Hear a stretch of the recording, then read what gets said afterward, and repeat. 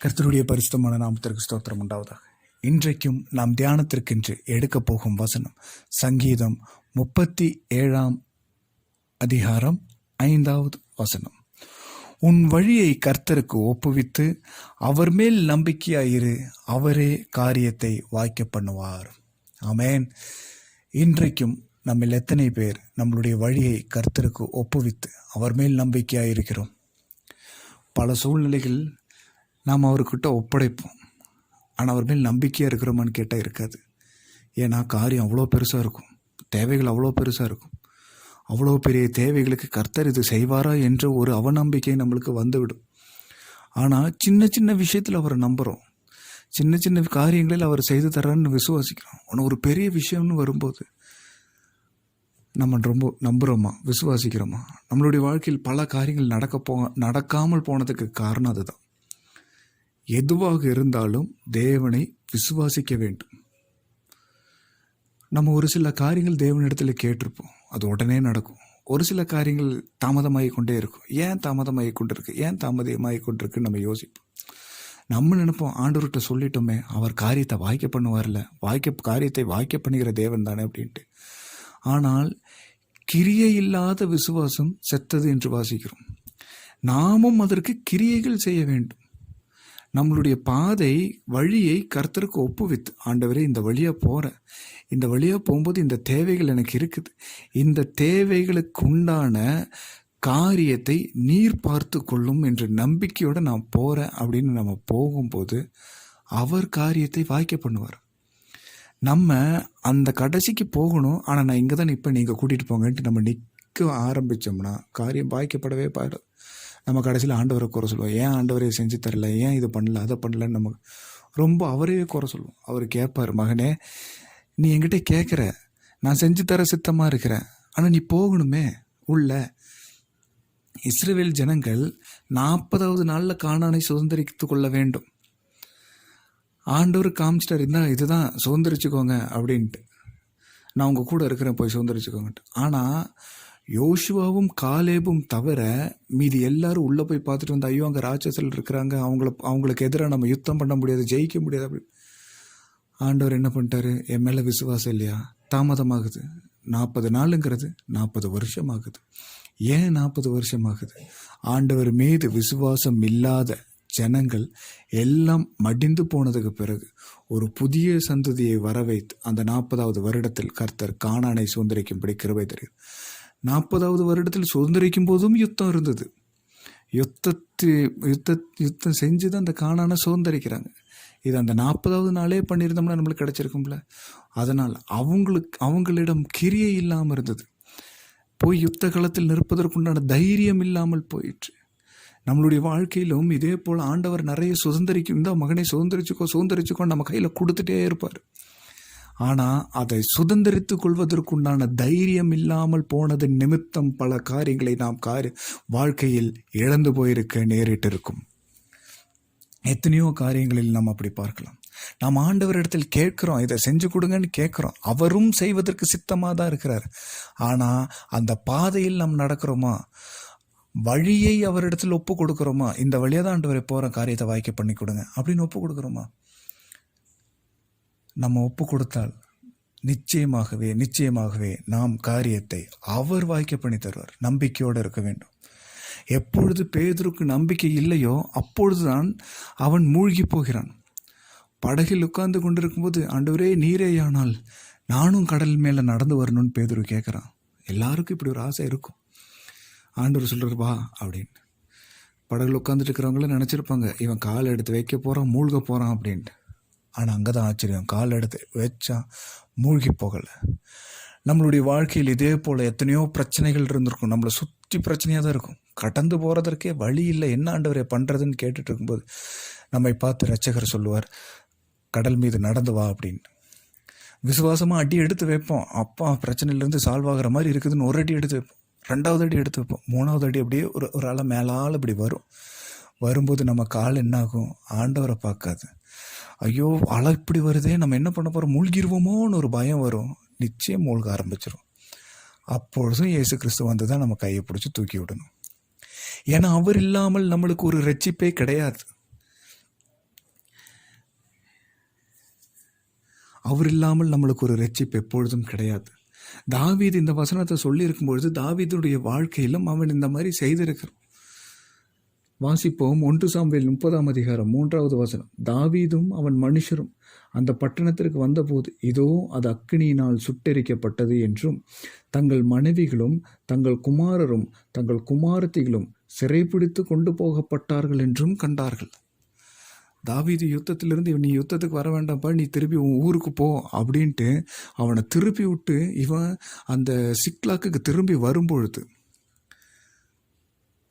அவனும் அவன் மனுஷரும் அந்த பட்டணத்திற்கு வந்தபோது இதோ அக்கினினால் அந்த பட்டணம் சுட்டெரிக்கப்பட்டு இருக்கிறது. குமாரரும் குமாரத்திகளும் மனைவிகளும் சிறைப்பிடித்து கொண்டு போகப்பட்டார்கள்.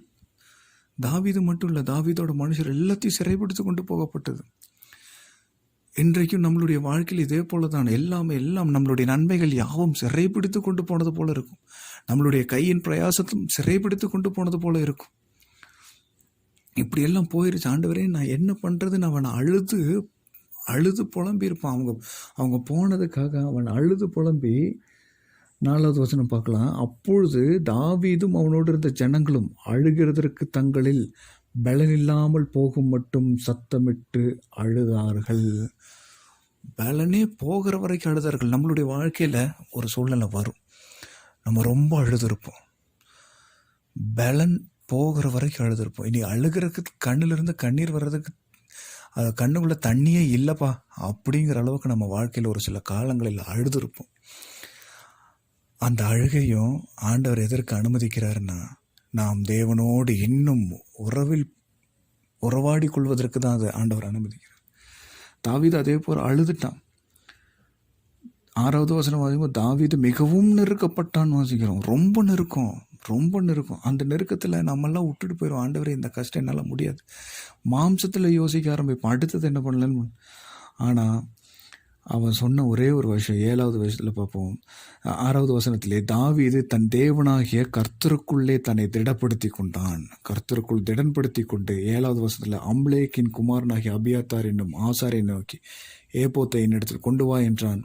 ஏபோத்தை தாவீதின் இடத்தில் கொண்டு வந்தான். தாவீது கர்த்தரை நோக்கி. அப்போ ஆண்டவர்கிட்ட கேட்குறான். அவன் போகிற வழி என்னன்னு தெரிஞ்சிருச்சு. அம்லேக்கிற பின்தொடர்ந்து போகணும், அவங்கள திருப்பிட்டு வரணும். இது தாவீதுடைய உள்ளத்தில் ஏற்பட்ட ஒரு யோசனை. ஏன்னா யுத்த வீரன் தானே, யுத்தத்தில் போய் கலந்து கொண்டு யுத்தம் செய்து அவர்களை திருப்பிக் கொள்ளலாம் அப்படின்ற ஒரு விசுவாசத்தில் அவன் கேட்குறான். அவன் வழியை கர்த்தருக்கு தெரிவிக்கிறான். அவன் வழியை கர்த்தருக்கு ஒப்புவிச்ச உடனே அதற்கு அவர் அதை பின்தொடர், அதை நீ பிடித்து சகலத்தையும் திருப்பிக் கொள்வாய் என்றார். இதை கேட்டுக்கொண்டிருக்கிற தேவஜனமே, இன்றைக்கும் இதே போல் நெருக்கப்பட்ட சூழ்நிலையில் இருக்கிறீங்களா? கர்த்தருக்குள் திடப்படுத்தி கொண்டு நீங்கள் காரியத்தை கர்த்தரிடத்தில் கேளுங்க. கர்த்தரிடத்திலிருந்து நோ நெகட்டிவான வேர்ட்ஸ் எப்பவுமே வராது. அவர் சொல்லுவது, நீ போ, சகலத்தையும் திருப்பிக் கொள்வாய் என்பார். இன்றைக்கும் நம்மளுடைய வாழ்க்கையில் இந்த காலகட்டத்தில் இயேசு கிறிஸ்துவின் வல்லமையுள்ள நாமத்தினாலே சகலத்தையும் திருப்பிக் கொள்வதற்குண்டான ஒரு ஆசீர்வாதத்தை கர்த்தர் நம்மளுக்கு கட்டளையிட்டு தருவாராக. அப்போது இப்போ நம்ம கேட்போம், தாவீதுக்கு யுத்தம் இருந்தது, போனான், யுத்தத்தில் போனான், சண்டை போட்டான், ஜெயிச்சான், எல்லாத்தையும் திருப்பி கொண்டான்ட்டு. நம்மளுக்கு இந்த மாதிரி யுத்தம் இருந்ததுன்னா நாங்களும் இதே மாதிரி போய் கலந்துக்குவோம், நாங்களும் ஜெயிப்போம் அப்படின்னு நம்ம யோசிச்சுட்ருப்போம். ஆனால் நம்ம வாசிக்கிற எபேசியர் 6ஆம் அதிகாரம் 12வது வசனத்தில் 12ஆம் வசனத்தில், ஏனெனில் மாம்சத்தோடும் இரத்தத்தோடும் அல்ல, துரைத்தனங்களோடும் அதிகாரங்களோடும் எப்பிரபஞ்சத்தின் அந்தகார லோகாதிபதிகளோடும் வானமண்டலங்களில் உள்ள பொல்லாத ஆவிகளின் சேனைகளோடும் நமக்கு போராட்டம் உண்டு. யுத்தம் இப்போ பழைய ஏற்பாட்டின் காலத்தில் போல் தாவீது போல் மாம்சத்தோடும் இரத்தத்தோடும் போய் அம்லேக்கியரோட போய் பெலிஸ்தரோட இந்த மாதிரி எல்லாம் போய் யுத்தம் பண்ணி மனுஷருக்கு விரோதமாய் போய் யுத்தம் பண்ணுற காலம் அல்ல இது. இப்பொழுது இருக்கிற யுத்தம் யாரோடுனா, துரைத்தனங்களோடும் அதிகாரங்களோடும் இப்பிரபஞ்சத்தின் அந்தகார லோகாதிபதிகளோடும் வானமண்டலங்களில் உள்ள பொல்லாத ஆவிகளின் சேனைகளோடும் நமக்கு போராட்டம் உண்டு. நமக்கு போராட்டம்லாம் இப்போ கண்ணுக்கு தெரியாத பொல்லாத ஆவிகளோடு தான், சாத்தானின் கிரியைகளோடு தான் இப்போ போராட்டம். அப்போ இந்த போராட்டத்தில் நம்மளுக்கு ஜெயிக்கணும்னு நம்ம என்ன பண்ணணும்? ஒரே ஒருவரை விசுவாசிக்கணும். நானே வழியும் சத்தியும் ஜீவனுமாய் இருக்கிறேன் என்று சொன்ன ஜீவனுள்ள தேவனுடைய குமாரனாகிய இயேசு கிறிஸ்துவை நாம் விசுவாசித்தால் இந்த சூழ்நிலையிலும் இந்த காலகட்டத்திலும் சகலத்தையும் திருப்பிக் கொள்வதற்குண்டான ஒரு ஆசீர்வாதம் கர்த்தர் நமக்கு தருவார். ஏனென்றால் இந்த சாத்தானை ஜெயித்தவர் அவர் ஒருவரே, இந்த பாவ கட்டுகளை ஜெயித்தவர் அவர் ஒருவரே, இந்த சாபங்களை ஜெயித்தவர் அவர் ஒருவரே, இந்த நெருக்கங்களை ஜெயித்தவர் அவர் ஒருவரே, இந்த நிந்தனைகளை ஜெயித்தவர் அவர் ஒருவரே. இதை எல்லாம் நமக்காக அவர் சந்தித்தார், நிந்திக்கப்பட்டார், எல்லா பாவமும் அவர் மேல் சுமத்தப்பட்டது. சாபங்கள், சிலுவையினாலே ஒரு சாபமாக அடிக்கப்பட்டார். இத்தனை காரியங்கள் நமக்காக ஏற்றுக்கொண்டார் என்றால், அவர் தம்முடைய ஜீவனையே தந்தார் என்றால் நமக்காக இந்த விடுதலை அவர் தரமாட்டாரா? ஜீவனுள்ள தேவன் அவருடைய ஒரே பேரான குமாரனாகிய இயேசு கிறிஸ்துவை விசுவாசிக்கிறவன் எவனோ அவன் கெட்டு போகாமல் நித்திய ஜீவன் அடையும்படிக்கு இவ்வளவாய் அவரை தந்தருளி. ஆம், நமக்கு முன்பாக இயேசு கிறிஸ்து சென்று கொண்டிருக்கிறார். நம் வழி என்ன? நித்திய ஜீவனுக்கு போவதற்குண்டான வழி. அந்த வழியிலே நமக்கு முன்னாடி என்ன தடை வந்தாலும் தைரியமா போகலாம். ஏன்னா நமக்கு முன்னாடி போகிறவர் ஜெய கிறிஸ்து, நமக்கு முன்னாடி போகிறவர் ஜெயம் எடுத்தவர். இதோ இயேசு கிறிஸ்துவின் வல்லமையுள்ள நாமத்தினால் அந்த வழியில் நம்ம போவோம், பரலோக ராஜ்யத்திற்கு ஆயத்தமாக்கப்படுவோம். இதோ கிறிஸ்துவின் வருகை மிக மிக மிக சமீபமாயிருக்கிறது. கர்த்தர் தாமே இந்த வசனங்களை ஆசீர்வதிப்பாராக. ஆமேன், ஆமேன்.